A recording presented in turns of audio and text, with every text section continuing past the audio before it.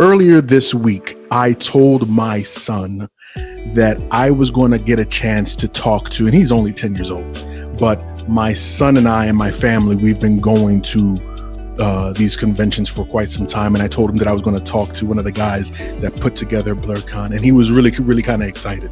And I said, why are you? Because I mean, for me, I understand why I would be excited. But I asked him as a 10-year-old, like, why are you excited? He said, just because it just gave me a place that I could have fun with people that look like me and not have to worry about anything. And it really kind of struck me aback. You know what I mean? And I think after that question, I've been smiling from ear to ear ever since. So I'm really kind of excited about this interview. So yes, welcome. What's up? What is up? Back once again, it is the incredible In the Black podcast. And in case you weren't aware, this is a podcast dedicated to covering the current events and social issues going on in your Black world, and covering it all from the perspective of three grown-ass men who know that being Black and beautiful ain't easy. We just make it look that way. I am your host, Big O, Mr. In the Black himself, and this is a special edition of the podcast, what we're titling the In the Black Light. In the Black Light is our opportunity to talk to the wonderful chocolate-faced movers and shakers in our communities that are undoubtedly leaving their mark. Now, I don't know how to break this down, but what if I told you that I wanted to invite you and your family to a family reunion? But it's not just going to be a family reunion. It's going to be a cookout too, and that if you wanted, you can bring your cousins and them to come along, but that you could dress up like any Marvel or DC or even anime character that you could ever think of. Now, in a weird roundabout way, that's kind of what my guest tonight has put together. Joining me today is Mr. Hilton George, one of the masterminds behind BLERDCON, the first comic convention assembled, run, operated, and hosted exclusively by people of color. Mr. George, thank you for joining me, man. What's going on? No doubt. Now, it's for people that are not familiar with BLERDCON, if you can put it into words, and I had difficulty even trying to put it together myself. How would you describe BLERDCON? I found that the best analogy for BLERDCON, for anyone who's never attended, kind of goes to the feel, to the emotion of the event. Structurally, it's just like you said. It's just like any comic convention, anime con, gaming convention, multi-fandom con that focuses on anime and video games and comic books and sci-fi and all of those things. But the guests, the cosplayers, the subject matter, the majority of the subject matter, the majority of the presenters that are on panels are all Black or people of color. And, it's kind of like being in this really, really cool, hip soul food restaurant where everything on the menu kind of reflects your culture and your face and your voice and your presence and your participation, your contribution, your membership in your fandom. And acknowledging that and collecting all of those people together under one vibe and under one banner, it creates a certain type of energy that is kind of unique to our people. And this is coming up on year 4. And anyone who comes to visit has that same feeling. And I've heard it described many, many times, just as you did, like a family reunion. Everybody is there to connect with one another, to share the vibe, to share their energy, to share of themselves to this collective event. And it creates a really, really cool, and I would say fairly unique energy that, pretty much just makes it really special. No doubt. As an attendee of BLERDCON myself, I think it's very interesting. As you said, you're hitting the 4-year mark, which is incredible. I don't know if you ever thought that you would make it to year 1, talk less about to year 4. But I want to ask you the first big question, of course. What made you come up with this whole idea in the first place? Well, I'm a lifelong nerd. I was born into this. I'm awkward, glasses, I wore braces till I was 20. I played Dungeons and Dragons. I watched anime. Wow. So you had all the stereotypes. It was all in there, man. It was the only thing I wanted in life. Never played sports. I had that talent deficit disorder that keeps me from playing, competitive. So, after you leave the 5th grade, kickball and foursquare, that's not gangster no more. You can't really do anything with that, even though I was good. Right. That's a whole other meeting. That's a whole other show. But I remember growing up in North Carolina, that people would look at me weird when I would walk into a room and people were playing Dungeons and Dragons, or if I walked in on a conversation and people were talking about comic books, or they were talking about anime, or they were talking about video games, and not just, a lot of people play video games, but I'm talking about the culture, and the stories and, the comparisons. And, we knew the people who did the music for certain video games and stuff like that. You're a black guy, da, da, da. So getting back into, I don't want to get too far out of my zone here, but getting back into my nerdiness as an adult, because I did depart, because I went to college and I got cool, cool frat boy, I was like, oh wait, I get the girls and all this stuff, maybe I'm outgrowing it, I don't know, whatever. It's just a stage, it's just a phase in life, I see you. I had a little break, and I started going back to cons like 2013 or 14. Costuming was always something I was that dude at Halloween that just went way too far. Like, you say, hey, we're all going to do Justice League, or we're all going to do Star Trek. And then people would run to Party City the night before, throw on something. And then they come and I meet them and they're like, oh, here he go. Here, look what he did. Not knowing you've been working on your costume for like 3 2 months. 2 months. I did in the basement, man. I got LEDs, I got, phasers, I got, just feel like just too much. We don't even like hanging with you. So cosplay I just jumped right in with cosplay, and I started, going to a lot of cons, coming back into it as an adult. You have a job and a paycheck, and you have more opportunities to take advantage of these cons and go out and enjoy your nerdness. And I looked out on a con floor and I was just noticing, how many of us were in the crowd. This was in Atlanta at the World Congress Center, and I think it might have been MomoCon. And I looked out and I just saw so many black people and brown people in these little pockets, because you can look down on this big crowd. And I was like, wow. I said, I wonder what it'd be like to have a convention like this, because we're not the first convention that's run by black people and for, black comic artists. And so there's been a lot before us, ECBAC, MechaCon. Really? Okay. Yeah, they come through, but they focus, mostly on, comic books and the creators and stuff like that. I was looking at this from perspective of, these guys got a party. These guys got video games. They got movie screenings. They got anime screenings. They got, raves. They got cosplay. They got concerts. But I wonder what would happen if we were to put something like this together that represented us? Like, what would that look like? Would there even be an audience for me? I wanted to go. I was only asking because I want to go. Right. I'm looking for one. Tell me where it is so I can go to it. And I wasn't really seeing one that was kind of on that same scale and on that wavelength. And I have a very extensive events production and marketing background from way back in college in the 90s. I don't know what college you went to, but I went to HBCU. Yeah, every HBCU's got a low budget Puff Daddy.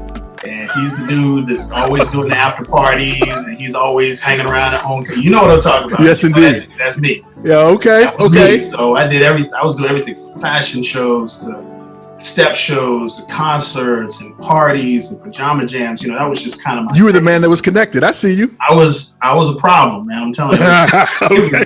So I said, well, I wonder what it'd be like to create something like that, and with no sense of self-preservation. I just kind of started embarking on this. I never really stepped back and said, this is like an all-encompassing thing where you have to put together a team and you've got to find venue. And I didn't wrap my head around it before I jumped in. So I was in there, I was going, and I called my business partner, longtime friend Haas, and I said, hey man, I got this idea, because he's He does a lot of, stuff with patent law and, business stuff. And I've known him since college. And I said, I got this idea, check it out. And we started putting BLERDCON together about a year and a half before the flyer came out. Yeah, look, black people, you see them on Facebook and Instagram. I'm moving in silence, and all stuff. I'm like, I'm looking. You're not. It's it's not very silent. They'll cut you off. You got to really. So BLERDCON a flyer didn't even come out. The website didn't launch until one calendar year before BLERDCON year one, 2017. So we, the year and a half before that was all about getting copyrights and getting for the logos, the conference center dates and contracts and wow.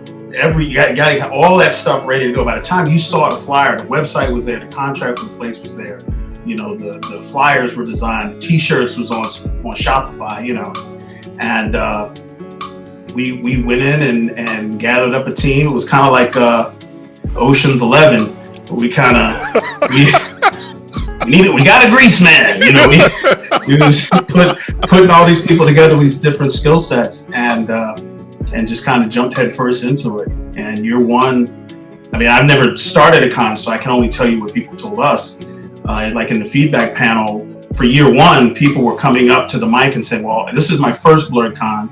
I haven't been to BLERDCON before. We're like, neither have we. This is year one. People are like, this is a first year con. Like, so we managed to really put something together that was a good foundation. Okay. And that structure was something that we were able to build upon and kind of create what is now the BLERDCON everyone's talking about. Awesome, man. Now, I will never forget. I think it has to be 3 or so years now. My family and I, we went to AwesomeCon in DC at the convention center here in DC. And I was coming down the steps with my wife, and you were coming up the steps, and just randomly, you just handed me a card. And I looked at the card and I was like, what? BLERDCON? Like, oh, I guess.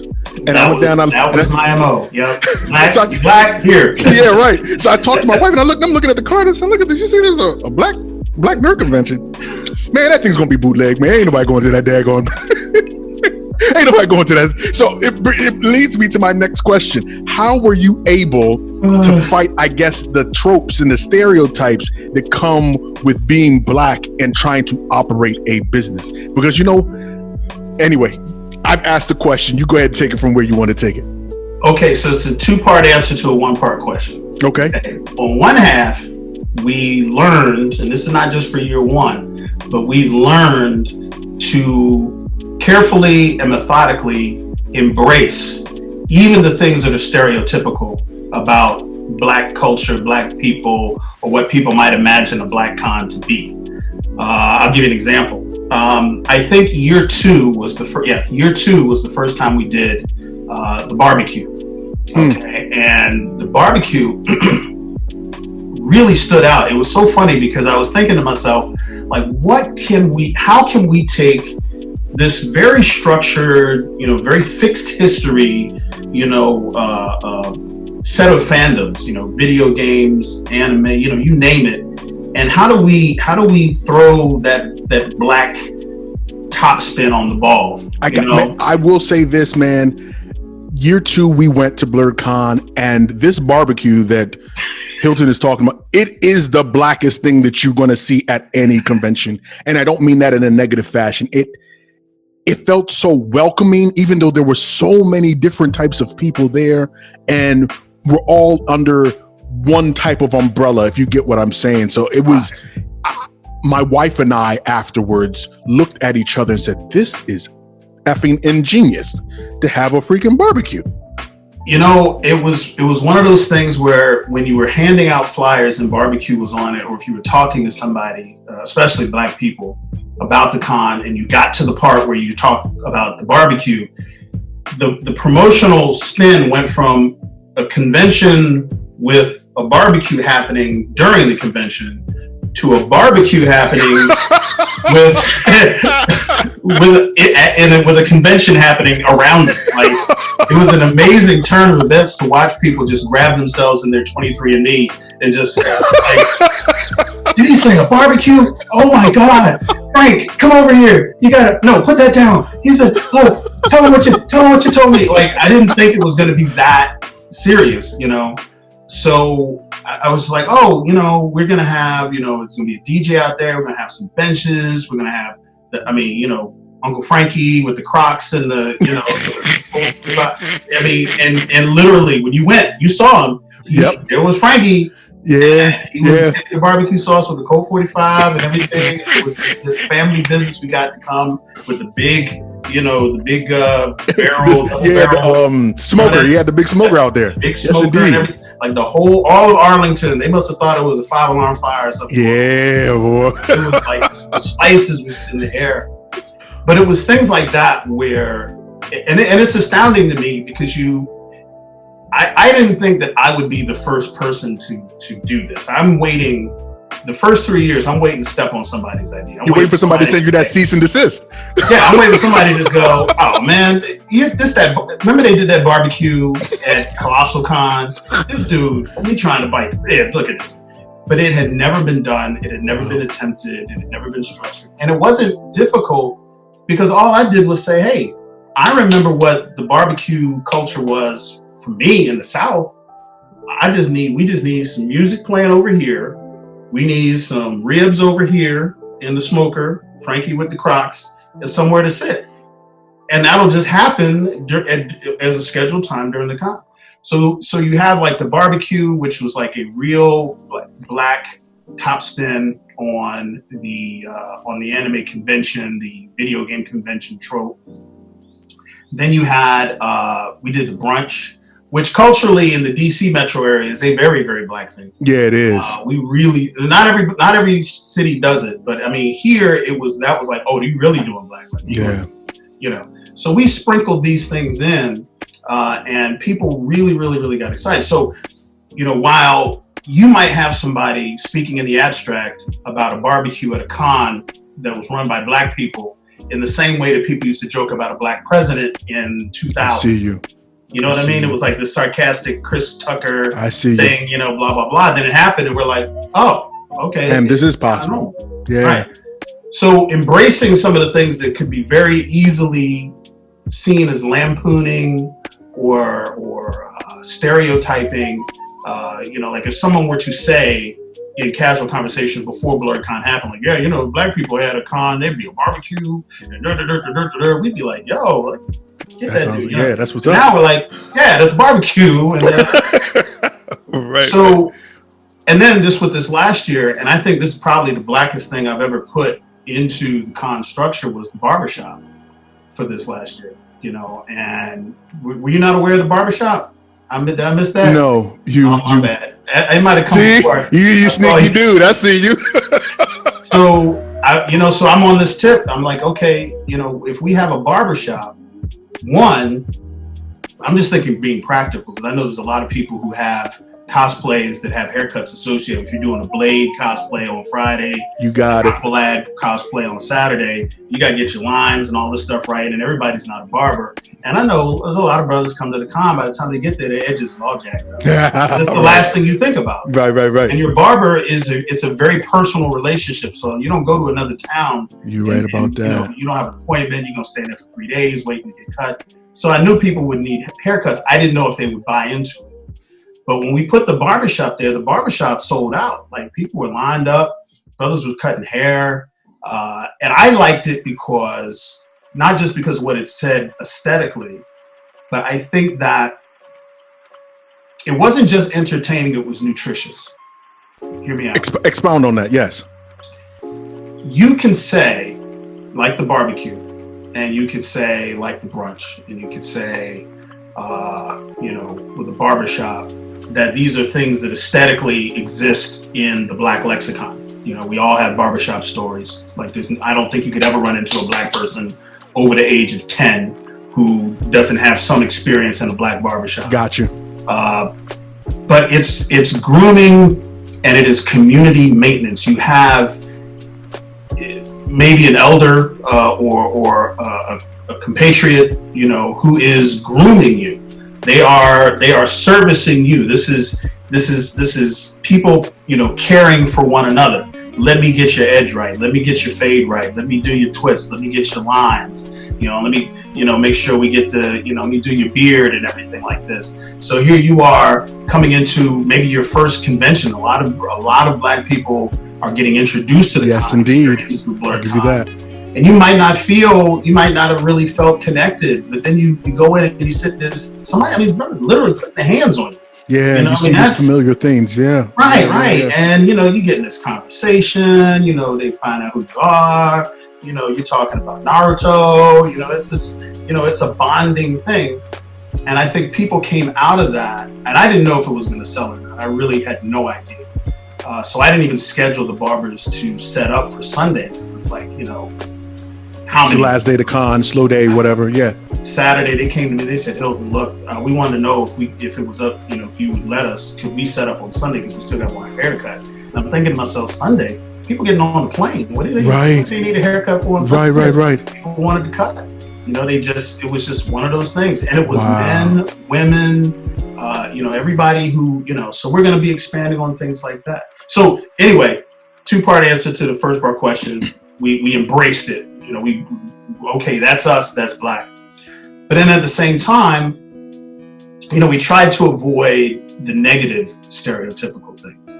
It can be very, very easy for us to call, Old English 800 and ask for a sponsorship. I got you. Or, there's, and I think there's a line in there that you do have to consider because of the crowd and because of the audience, because of the community.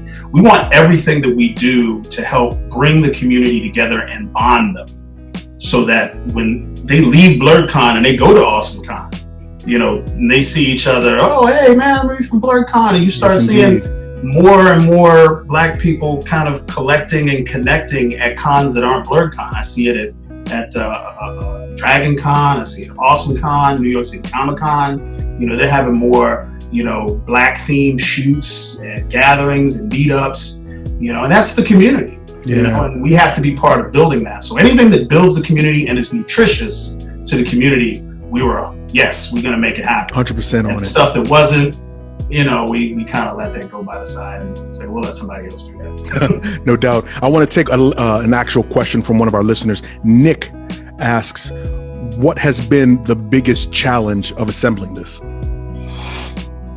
Trying to predict what we are going to respond to in the marketplace. Okay. Now, let me explain. Okay, you're Black, I'm Black. I'm gonna act like there's nobody here but you and me, and 2 Black people talking to 2 Black people. Sometimes Black people say there's stuff that we want to support, and then we get it and we don't support it. Interesting. I see you. Yeah. Example: we lined up round the block, up the street, and through and up the highway, to see Black Panther. You remember that, right? Yes, indeed. Yep. Okay.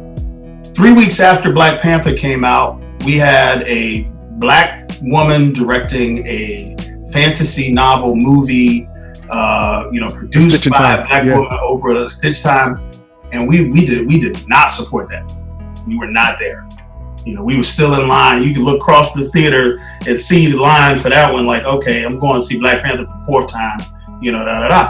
So, we say, yes, we want more Black women directors and we want more Black producers and we want more Black stories, but that doesn't automatically mean that we're going to support it when it's put in front of us. You know what I mean? And that's just like any market, any community, except this is a really high stakes bet.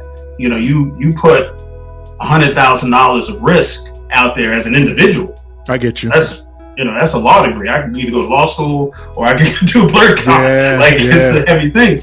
And, this was this thing that's like how big and how profitable, how much support could we gather for that which we say we want or that which we say we would support.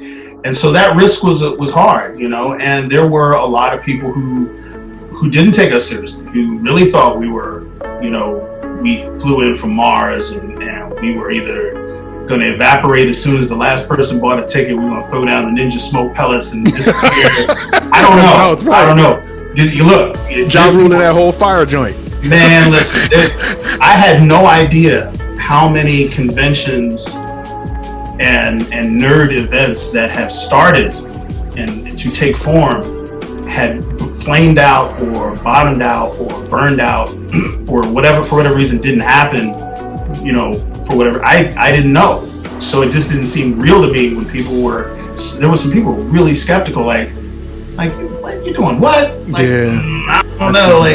I'm like, what do y'all think I did? Y'all think I signed a $70,000 contract with the Hyatt so I can hop on a train and go to El Segundo with it didn't even make any sense. I couldn't even figure it out. Right. But, I think that was the hardest thing to overcome. But once people got in the building and we happened, that was the key. Once we happened and we tripled our estimate, we were expecting about 600 people for year one. And we ended up with around 1,800. Awesome. Yeah, which for the arc, the 10-year arc. That's a great start. Plan, yeah. If year 4 is where you're at 1,800, and that's a year 1, then you no longer have a 10-year plan. You have a compressed 20-year plan. You got it. So what I had for year 10 happened in year 3, and now I'm looking at year 4 like it's year 12. Like, okay. That's incredible. So now, yeah, let me ask you that, given the projection that you've just laid out, and given what you've already explained in terms of, I guess, the disbeliefs and the brick walls that you may have faced as you're trying to build this thing up, that's got to be a very daunting and scary task to put on your shoulders.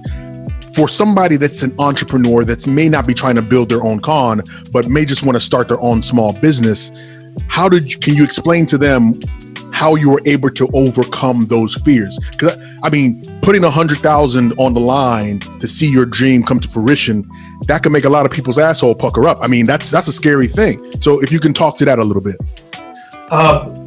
It helps. It helps to be a little ignorant. I'm being.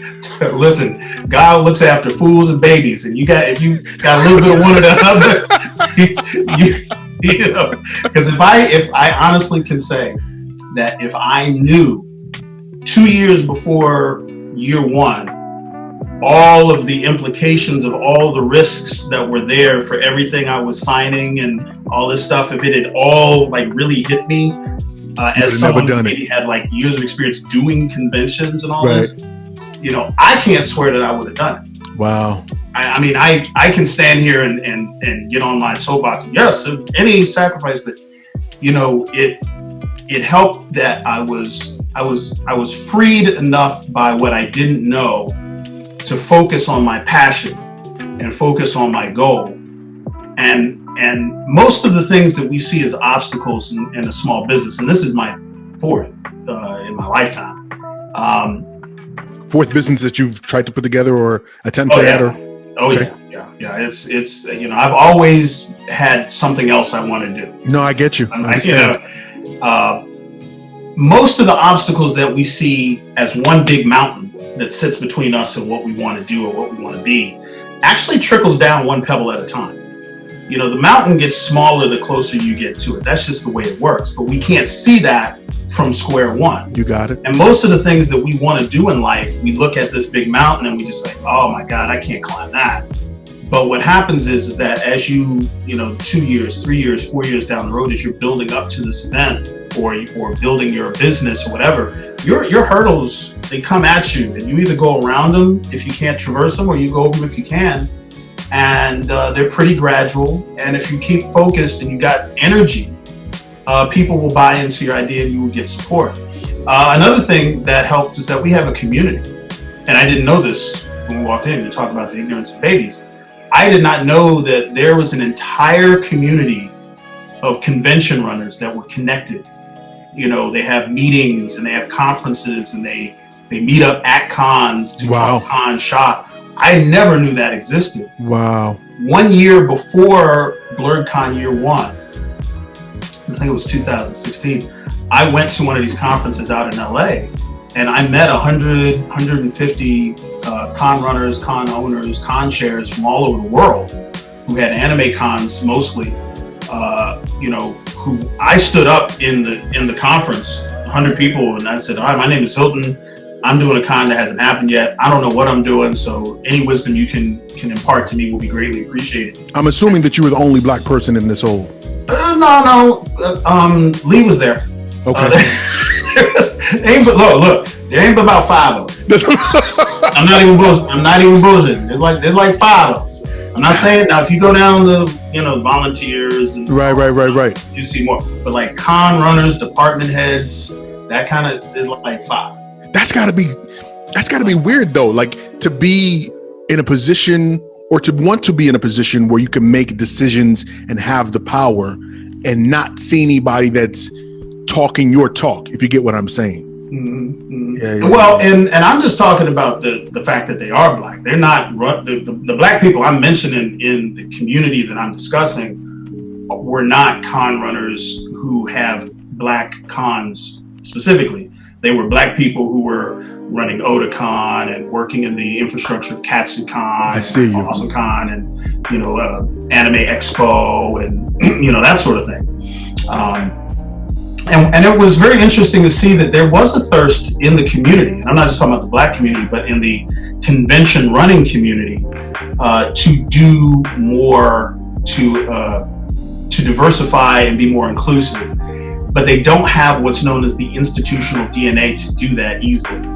A lot of these conventions have the same people at the top that have run those conventions for years and years and years. Right. And most of these cons came together from people who were friends.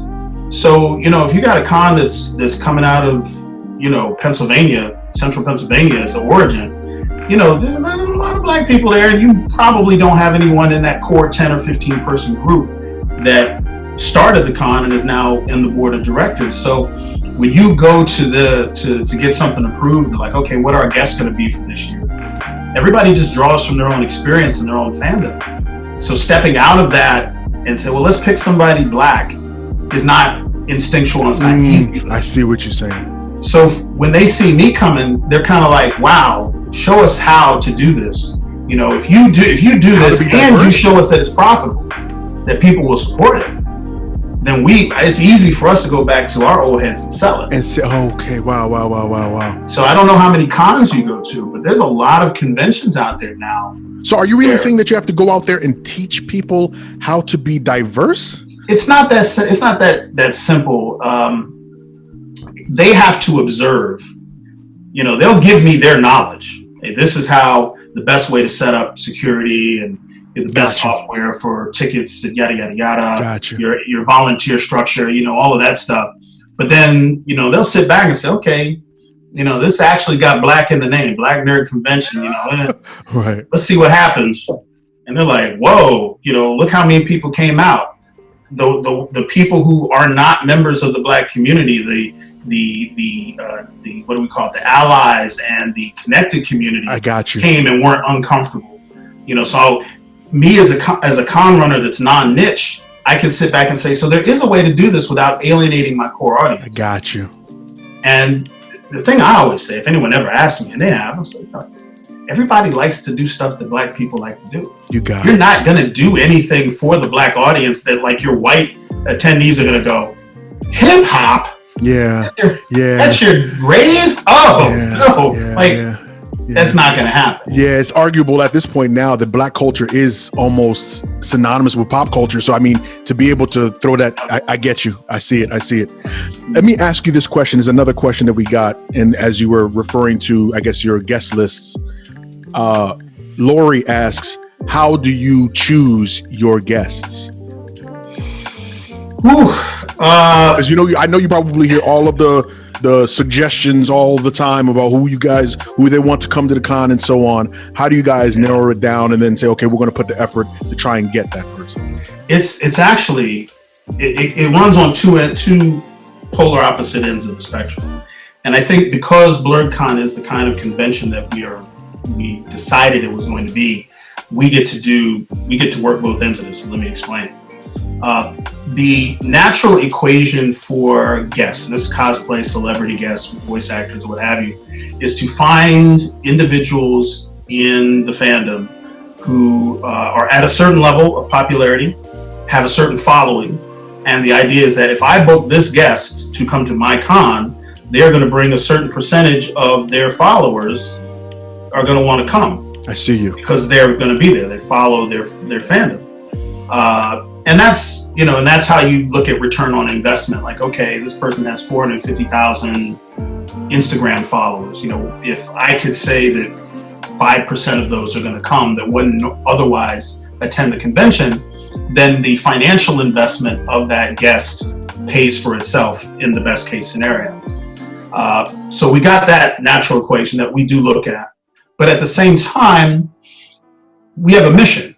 And the mission is often to uplift, to showcase, to shine a light on talent and diversity and you know, people who have not been recognized, who are from our community, who, you know, we throw them out there just like anybody else. I'll give you an example. So right now, just in followers, you know, you have, let's say, K-Bear. K-Bear is probably the, you know, on Instagram and everything's followed. It's Black, you know, cosplayers, you know, Instagram, Twitter, Facebook, etc., especially at the time that we booked her. So we booked her as one of our cosplay guests, and she was the highest profile person on the ticket by far for year one. We put it out there, and we got an avalanche of just responses and likes and shares, and it was this really, really great thing, and we expected that, you know. And she was great, just did this amazing job and just was so professional. But at the same time, we booked my man Ron Seaman. You may know him as the Arachnoid cosplay. Yeah. And he is, you know, Black man. He is operating in a wheelchair. Who incorporates his wheelchair into all of his cosplays. Yeah. And he has done Iron Merman, he has done, I mean, you can just look him up. Now, he had maybe 1,200 followers on Facebook, and that was like the high number for across his social media.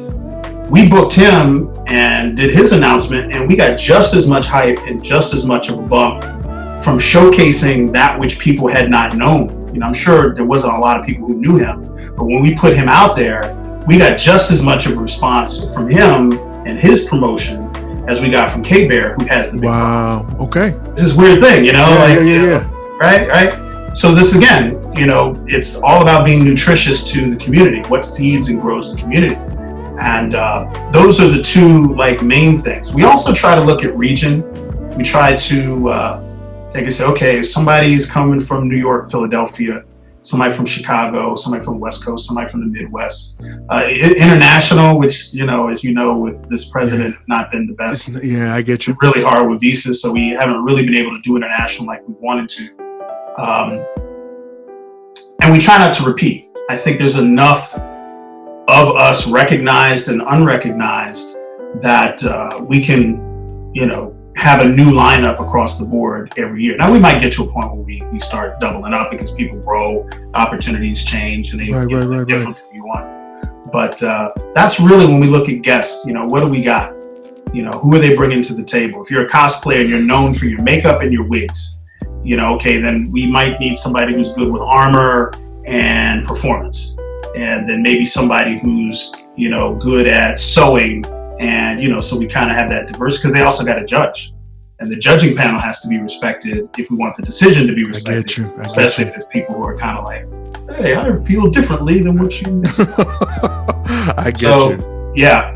And the funny thing is that a lot of the artists, and I'm talking about like celebrities, that are Black, who exist in the video games, sci-fi, or television, stuff like that, have never done a con before. Their agents don't know what I'm talking about. When I start talking about BLERDCON, I have to really break it down. I got to find somebody who's on set to go talk to them and put the buzz in the air, because they don't get called to come and guest at shows. Wow. So you send that request through IMDb or whatever, and their agent is like, Like, what is this? I don't even know what this is because we've never been called to ask for. Wow. So so that's probably more of a challenge than anything else that I've mentioned is, trying to break through that, your client has never been asked to come and do this, and this is why they should, and this is where the fandoms are and stuff. You'd be surprised how many it's like, no one's ever called me for this. Wow. I don't know what to expect. Like, interesting. Because what's funny about it is that when we went for last year, we bumped into Dr. Jason Johnson. For those folks that don't know, Dr. Jason Johnson is a political commentator on MSNBC. He's a professor at Morgan State. And we ended up getting an interview with him just based on our perspective and our, camaraderie, for lack of a better description, going to this con and our Black experiences going to different cons. So the number or the types of people that you've brought in as fans of the con has been interesting, to say the least. So with that being said, one of my questions is, what has been the most enjoyable or rewarding parts about putting this whole thing together? I think hands down are the testimonials. You and I, we kind of exist in the special space, in the nerd space, that kind of allows us a 20,000 foot view of, nerddom. Yeah. Most people just live where they are, like the geek stuff right in front of me is my world. And I get you. That bubble. Yeah. And it's very interesting to see the diversity of the Black experience amongst the nerd culture. The blurred experience goes from, you meet that super talented artist or cosplayer or whatever who grew up, in Bronx and Harlem and everything there, you ain't got to tell that person about their Blackness. Like, they know, like, hey, I have connected my nerd and my Black. They're fully resolved. The cement is dry. I'm good. I'm just here to enjoy this, whatever. But then you meet people who are kind of outside of that space, for which this is a new community for them to interact with. Yeah. And I had a mom in year 2 who came up to me, just walked right up. I was in the middle of an interview, Channel 7's right here. And, I don't think she noticed, but she just walked right up. Mic is hot and everything. And she started just explaining how her son and her couldn't connect. She didn't understand, his anime infatuation, video games, cosplay. She thought it was the devil. She thought, you name it. It was like, She found out about BLERDCON. She brought him to BLERDCON. She cosplayed with him. Wow. At BLERDCON. She was in cosplay as Wakandan, like one of the priestesses.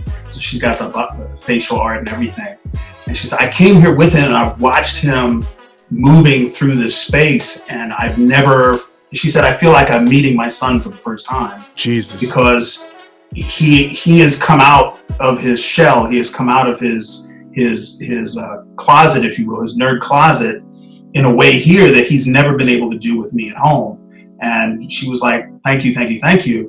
And I was just like, listen, Mom, and I call every mom, by the way. I was like, Mom, look, I am not responsible for the energy and the environment that is here. This is the community that does this.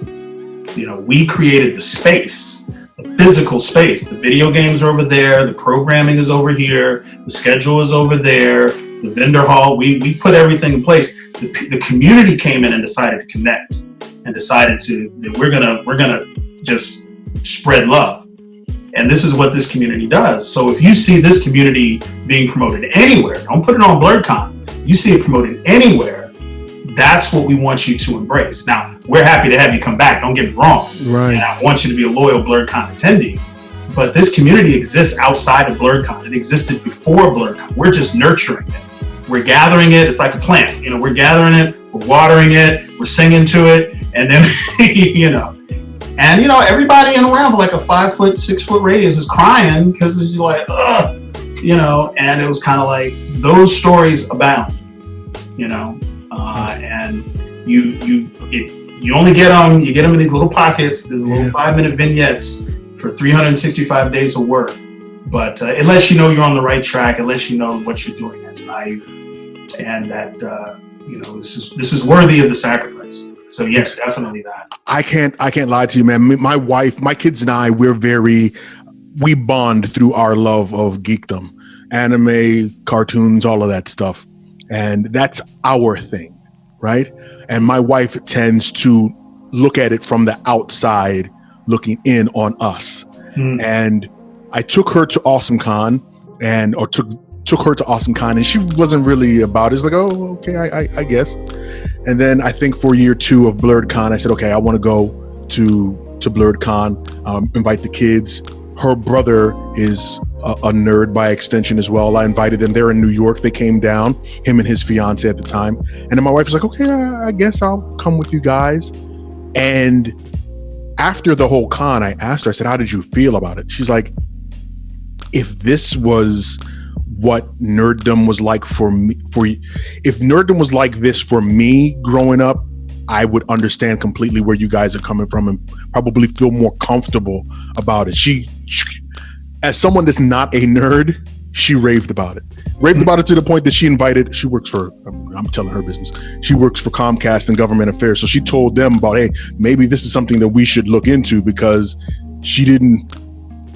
I'll just put it this way. It was something that really gripped her, just seeing our kids and how they experienced it and how much they loved it. It really spoke to her. So I'm one of those people that are telling your testimonial as much as I can tell your testimonial. Now, final question for you.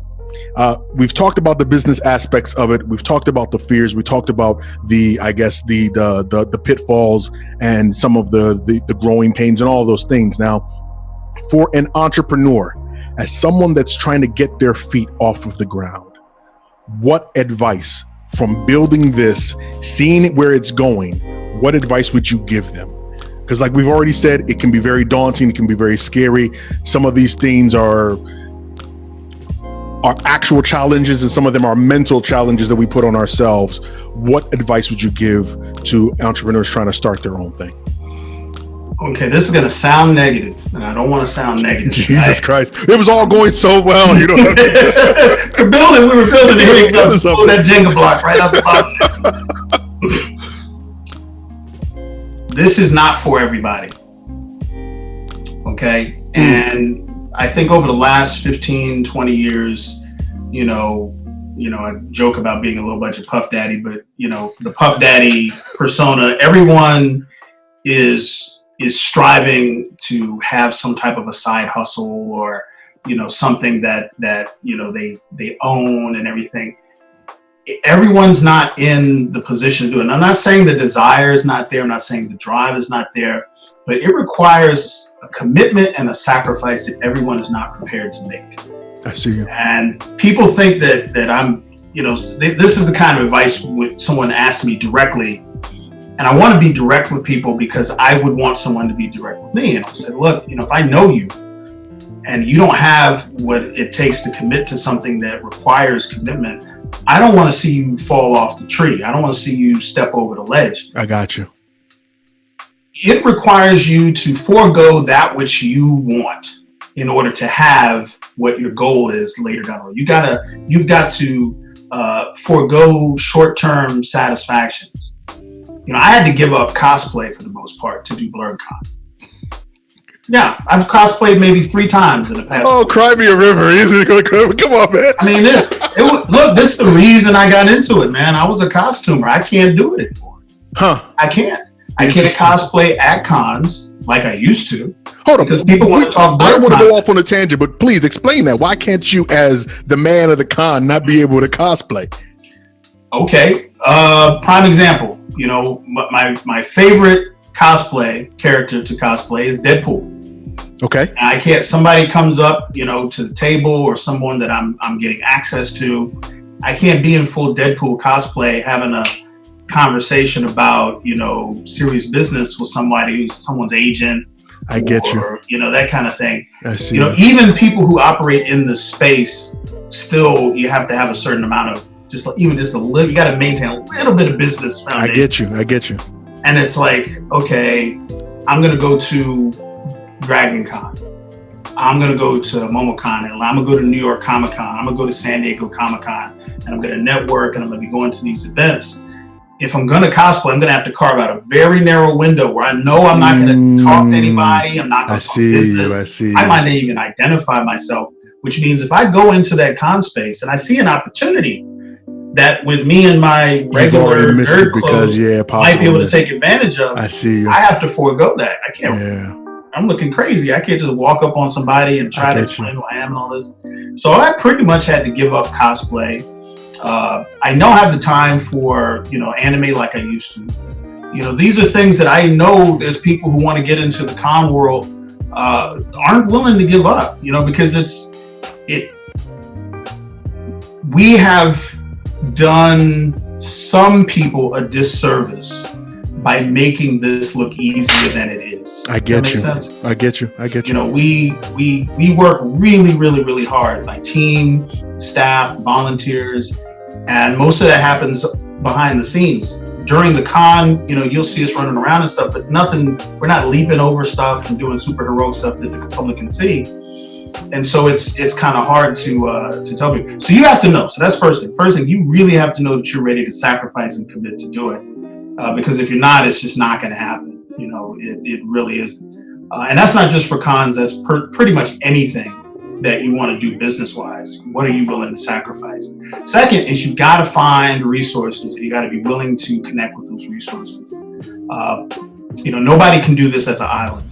You cannot do this alone. And it's not about cloud, and it's not about what you know. You just simply cannot be 17 different places at once. You need people who are going to come together, believe in your dream, support it, and be willing to, give up their time and their skill.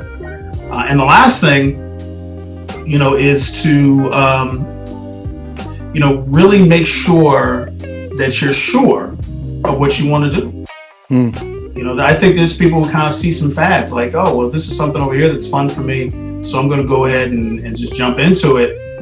And it's not, you find out you really weren't that interested in the thing that you jumped into because you kind of just did it all the way. I get you. And the last thing, which was supposed to be this thing, you got to be business. You have to learn to represent your brand and your brand and your business outside of yourself. There's certain conversations you can't have in public where you can't jump on the burn book thread like you want to and just say anything you want. You can't, you got to temper some of the things that you say. I can't say certain things. I can't jump in and give certain opinions on stuff happening in the con world because people don't see me. They see BLERDCON.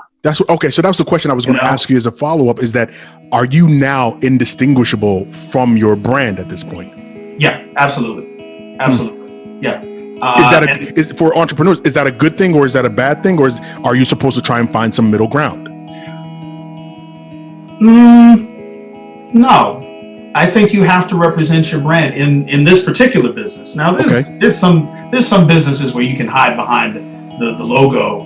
If you're doing IT, cybersecurity, web development, nobody wants to see your face. Right. Yeah. But if you're the one that's out there, kind of the tip of the spear, making things happen, you do have to be a certain amount of a personality within your event and within your business, because people, people will buy into you before they buy into your product. They will believe in you before they believe in your idea. So you have got to stand on the front of your ship. What's that, the avatar that's on the front of those old timey ships from 1800s? Yeah, I get you. You got to be that face out there, because when they meet you, people say, this is Hilton from BLERDCON. This is BLERDCON's Hilton. This is BLERDCON Hilton. It's just like that. I get you. So yeah, for me, it works because I'm already in the space. And I've already come to terms with whatever I'm sacrificing as far as not cosplaying or not partying at cons, stuff like that. Yeah. Listen, it's like, give me a prime example. Somebody said to me, oh man, something about me having clout or being well known or popular or something like that. And I said, dude, let me tell you something. Imagine being in middle school and finding a genie lamp and rubbing it and telling the genie, one of your wishes is, I want to be the most powerful, the most well-known individual at this school. And the genie grants you the wish, and poof, you're the principal. you are the most well-known. You're the most popular. Ain't nobody picking on you no more. Right. People come to you when you call them. You get all the stuff you thought you wanted, but you walk into a room and people stop talking about stuff when you walk in. Yeah. You know, like, oh, here comes Hilton. Shh. We don't want to. Don't bring that around Hilton. Man. I'd be like, I might want to be bothered. Ask me, what you drinking? What's in that cup? Don't hide that. But everyone's not. They're not aware of that. They're not necessarily ready to commit to it. So, you know, that is one of those things that I see a lot of young folk who are trying to merge the business and the branding, because we do it.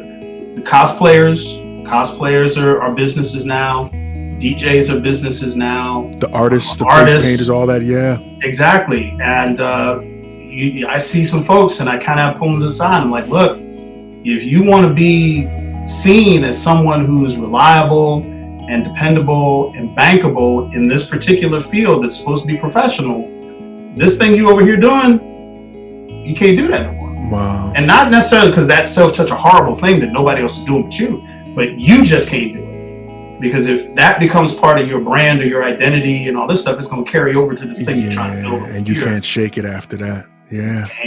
You can't. Yeah. Hilton George, man, I really appreciate you taking the time out of your busy schedule to help inform us, give us some insight into the blurred culture. Lockdown, man. You can't go nowhere. I know, busy. Right? So this is the most conversation interaction I had in 2 weeks. Don't leave. Wait. Stay. Can't you hang out? I got time. I know that's right.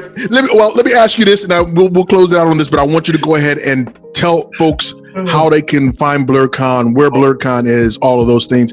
Additionally, as you brought it up, I mean, given that this boom bap is on our back, how is that going to look going forward for BLERDCON? Tell us all about that. Okay, well, let's start with this last part. You know, the coronavirus has gotten everybody on their heels. Like, I don't think I've ever seen anything like this. And this is, I remember 9/11 and Gulf War, everything that has happened in this country, we've all been able to segment apart and separate ourselves from, you know. In some capacity or another, yeah. This is in everybody's face, you know, people getting sick, and when they lock stuff down, they close the store, you can't go. Yeah. The furthest estimates that I have seen from the CDC for lockdown and separation, you know, activities and that kind of stuff, the furthest one is 8 weeks. Everyone's talking about 8 weeks as the far end. We're in the middle of, like, we're just finishing out week 1 of the 2-week break that the president put out there, which I don't think is going to be long enough. Yeah. BLERDCON is 4 months away.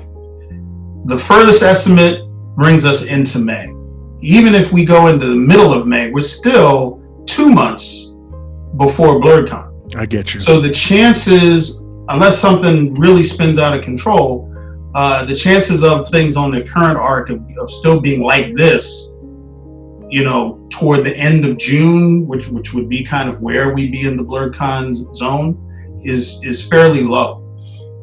So if the CDC far estimate, the worst case scenario holds, there's no chance of BLERDCON being affected as far as rescheduling or canceling. Okay. So that's what I want people to know. We are in a fairly safe zone. You know what I mean? I feel very confident about where we are. That being said, not a problem there. I know that this time between now and then is messing with people's money. People are not working. People are not out there doing commerce. You know, it's just a bad cloud hanging over. Yeah. So what I would tell people is that keep up with our social media. Our social media is far ahead of our website for obvious reasons. You know, we've got a BLERDCON Facebook page. We've got a BLERDCON group. And we even have a BLERDCON 2020 event, and even some other smaller BLERDCON related groups that we put stuff out to. So the timely stuff is on social media. It's Instagram, Twitter, And so announcements about any developments, we will definitely let you know, because I get a lot of stuff in my inbox.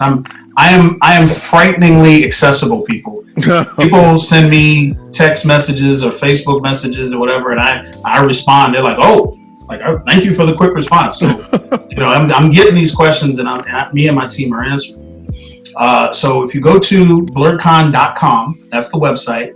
Okay, that's where you'll see a lot of the permanent, ongoing information.